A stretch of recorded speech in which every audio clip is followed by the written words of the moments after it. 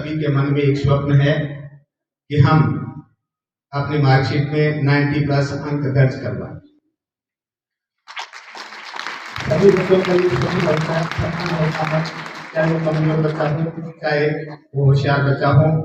तो मैं सिर्फ ये कहना चाहूंगा कि केवल सपना देखने से कोई कार्य पूरा नहीं होता। संस्कृत का श्लोक है, उद्यमेन ही सिद्ध्यन्ति कार्याणि न मनोरथे न ही सुप्त शिष्य प्रविशन्ति मुख्य व्रता। यानी मन में कल्पना कर लेने से किसी भी व्यक्ति को किसी भी प्रकार की उपलब्धि हासिल नहीं होती। किसी भी उपलब्धि को हासिल करने के लिए उसके प्रति डेडिकेट होना जरूरी होता है। जब तक आपके मन में आपके कर्तव्य के प्रति डेडिकेशन नहीं है तब तक आप उसे अपने जीवन में हासिल नहीं कर सकते।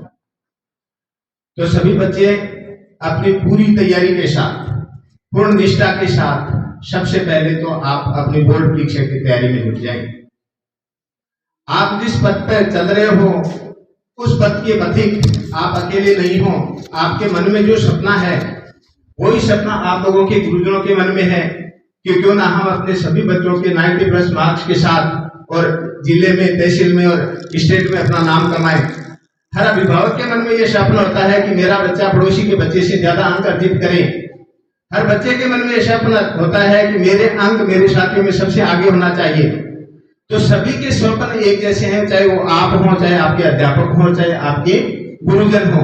जब 3 पथिक एक ही पथ पर अग्रसर हो और अगर तीनों में से कोई एक पिछड़ जाए तो मान करके चलिए कि तीनों के सपने चूर-चूर हो जाते हैं। तो जहां तक मेरा सोचना है, आप लोगों के हर बच्चे का अभिभावक चाहे वो कितनी ही दयनीय स्थिति से गुजर रहा हो, हर अभिभावक ये चाहता है कि मेरा बच्चा इन के प्रकार अच्छी शिक्षा अर्जित करे, अच्छे अंक अर्जित करे।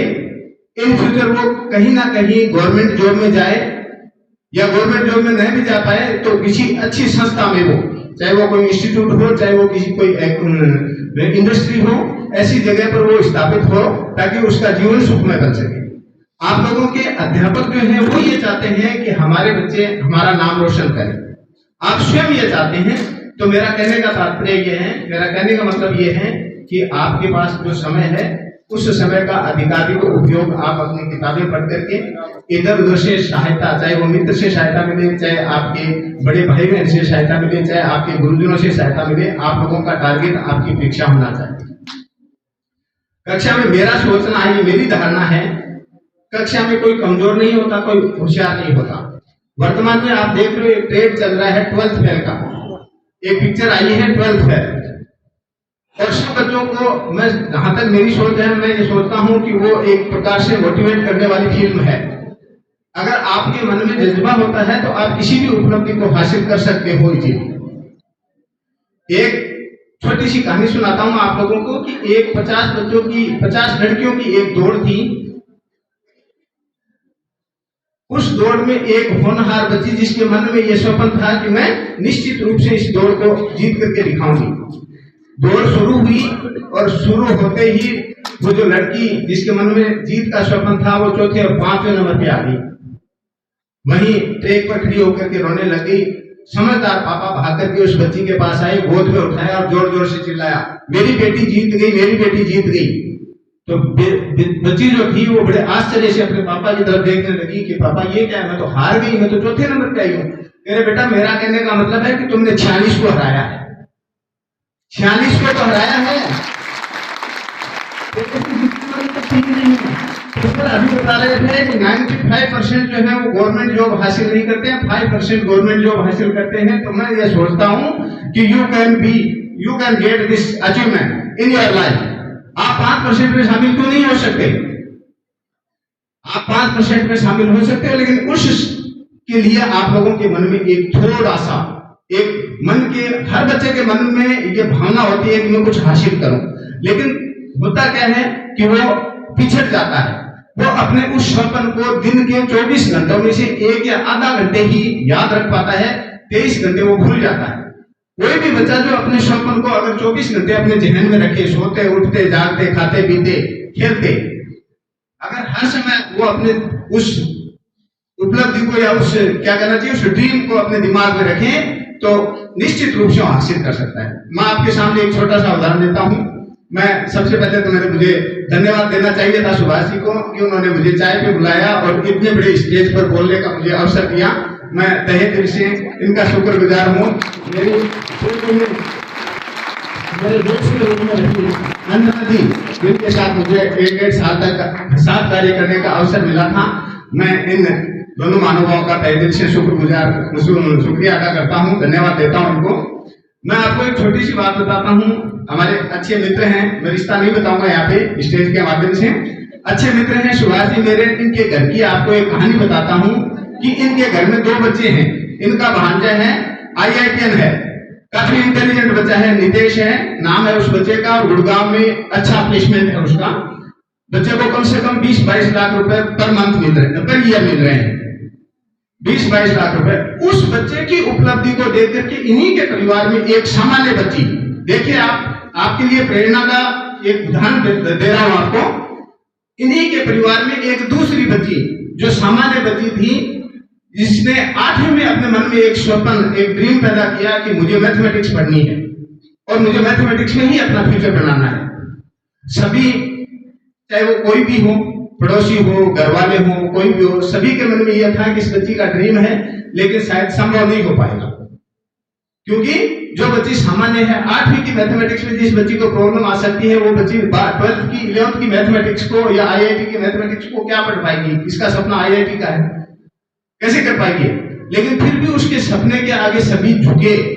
और मजेदार बात यह है कि उसने अपने सपने को आज से 2 महीने पहले, महीने पहले उसका रिजल्ट आया है, रिजल्ट आया ही नहीं, सॉरी, उस बच्ची का रिजल्ट आने से पहले ही प्लेसमेंट हो गया और 25 लाख रुपए सालाना उसको पैकेज मिला है। और सबसे मजेदार बात यह है कि एयरलाइंस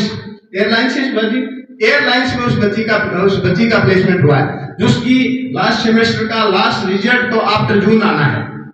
जून महीने के बाद उस बच्ची का रिजल्ट आएगा, IIT उसकी पूरी होगी, और उससे पहले ही 6 महीने पहले ही नौकरी उसके दरवाजे पर आकर के खटखटाती है कि ले बेटा ये नौकरी पकड़, 25 लाख रुपए हम तेरे को साल के देंगे। और निश्चित रूप से मान करके चलिए कि जिस बच्ची को 25 लाख रुपए पहला ऑफर मिला है, after 5 years she can get I think 50 lakh per year, crore रुपए पर ईयर। हो सकता है, संभव है, 50 लाख रुपए सालाना लेगी वो, 1 करोड़ रुपए सालाना लेगी वो, क्योंकि उसमें वो प्रतिभा है और अपने कार्य के प्रति उसमें डेडिकेशन है। तो मैं मेरी छोटी छोटी बातें आप लोगों को सुनने के लिए मैं सभी को धन्यवाद देता हूं। मैं कोई वक्ता नहीं हूं। मैं एक बार पुनः है सभी स्टाफ के सदस्यों को, सभी बच्चों को धन्यवाद, बहुत बहुत धन्यवाद।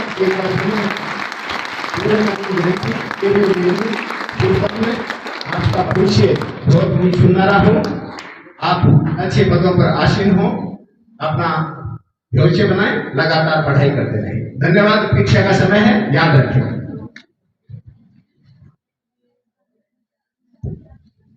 धन्यवाद सुभाष जी, आपने अपने मधुर वचनों से हम सबको लाभान्वित किया, इसके लिए आपका बहुत बहुत धन्यवाद।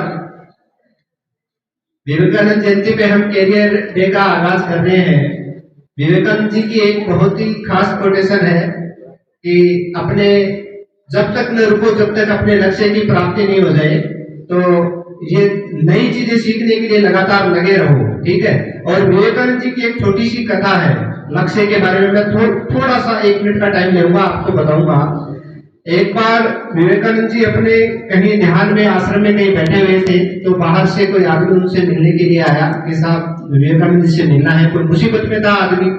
तो विवेकानंद जी ने कहा कि आप आए हो तो आप थोड़ी देर रुको। बोले नहीं साहब, रुकने का टाइम नहीं है, तो आप एक काम करो, थोड़ी देर के लिए मेरे एक पालतू कुत्ता है उसको थोड़ी दूर घुमा के लाओ, उसके बाद अपन बैठ के बातें करते हैं। तो जो राहगीर था जो उनसे मिलने आया था, वो उनके कुत्ते को लेके बाहर घुमाने निकल गया। 10 मिनट बाद वापिस जब वो कुत्ते को लेकर के आता है, तो आदमी बड़े शांत स्वभाव से आ रहा था और कुत्ता बिल्कुल हाँ पर रहा था। होता क्या है, पूछा कि क्या बात होगी, आप तो बिल्कुल एकदम शांत जैसे लग रहे हो जबकि कुत्ता हाँ पर है। तो उसने कहा विवेकानंद जी को कि महाराज मैं तो रस्ते रस्ते जा रहा था और आ रहा था कि कुत्ता ही इधर उधर दौड़ रहा था। The moral of the story, कहने का तात्पर्य ये निकल के आता है विवेकानंद जी की इन्हीं बातों में सार निकल गया कि जब कुत्ता इधर उधर भटक रहा था तो इंसान क्यों नहीं समझ रहा है कि जब उसकी मंजिल सीधी सीधी है तो वो क्यों इधर उधर भटकता है। जब हमें टारगेट दिखाई देता है कि हमें 95%, 90%, 80% अचीवमेंट करना है, तो क्यों आप इधर उधर भटकते हो, अपने टारगेट पर फोकस क्यों नहीं करते हो। तो कहने का तात्पर्य यह है कि अपने लक्ष्य की प्राप्ति करो और जब तक मत रुको जब तक लक्ष्य प्राप्त नहीं हो जाए। अब मैं